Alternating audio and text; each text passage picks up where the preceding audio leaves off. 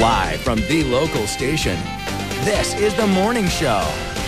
You know, for a lot of students, no class conjures up feelings of anxiety more than math class.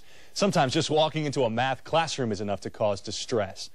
Math-anxious kids aren't always just stressed out or dislike math. Many feel they're unable to succeed in mathematics. We welcome in now Beth Smith, who is a teacher at Episcopal School of Jacksonville. She's also a staffer for Texas Instruments. Right. Talking about math anxiety, it's a real thing.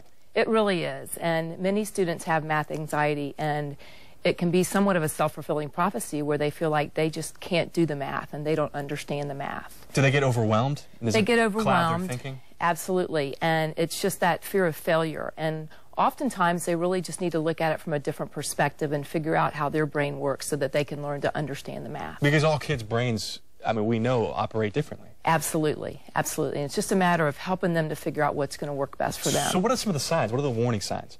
Well, I think math-anxious students a lot of times are going to be those students who may seem lethargic in class and like they don't care, and that's really not the case. They simply don't understand the math, and they may not do the math homework for that fear of failure, and that's going to translate into not studying for a quiz or a test. You think about the kid who just is scared to death of getting called in class and having to go walk to the board and try and do problems on the board in front of other peers. Absolutely. I'm sure failing grades are an obvious sign of anxiety as well. Yes, yes, and the fear of not raising their hand in class. And I think that that's where, if there's an opportunity for an interactive mathematics classroom where the teacher can create an environment where the students are free to share and really focus on not getting the right or wrong answer, but what that process is. Because oftentimes there are many ways to do a math problem correctly. It just depends on how that brain works in that child. Now, you're also a representative with Texas Instruments. Right.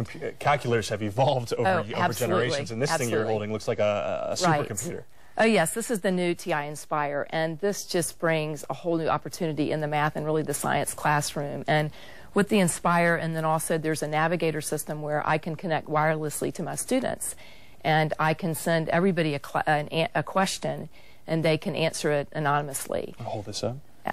And what's awesome about using the Inspire and then also the navigator system with it is I can collect the responses as a teacher, and the students see right away whether they're right or wrong. And ultimately what happens is students see that they're not the only ones with the wrong answer.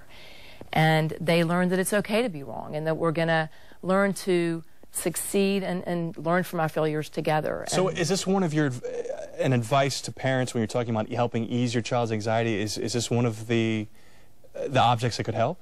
Yes, I think it definitely can. And the students can use it, and the teachers are really learning to begin to use it in their classroom to show the multiple representations to the students so that they can connect with their kids and help them understand the mathematics behind that. Just out of curiosity, what do these start at?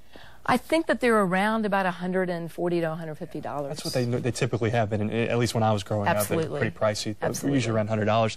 Any other tips for parents? Any other last-minute tips? I think it's important for the parents to, if perhaps they didn't feel like they were successful in math, don't carry that over to your children, because they may use it as an excuse for the child not to be successful as well. And encourage your students to go see that teacher one-on-one.